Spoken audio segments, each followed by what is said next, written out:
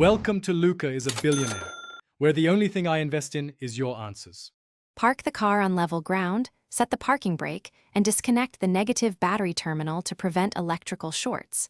Wear safety glasses and gloves. Work only when the engine is cold to avoid scalding. Place a drain pan under the radiator and open the lower radiator petcock to drain about 1.5 liters of coolant into a labeled container for reuse or disposal. Gather parts and tools.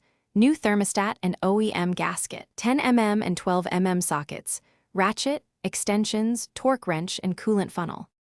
Loosen the upper radiator hose clamp with a screwdriver or nut driver and slide the hose off the thermostat housing. Catch any remaining coolant.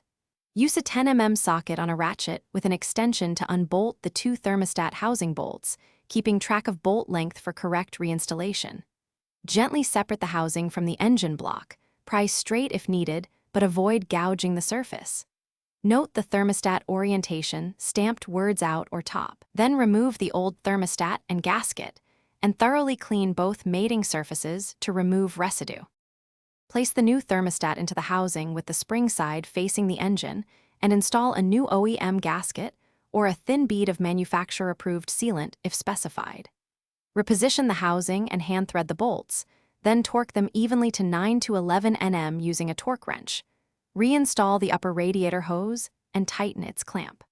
Refill the cooling system with a 50/50 mix of antifreeze and distilled water to the radiator neck. Reconnect the negative battery terminal, start the engine, allow it to reach about 90 degrees C.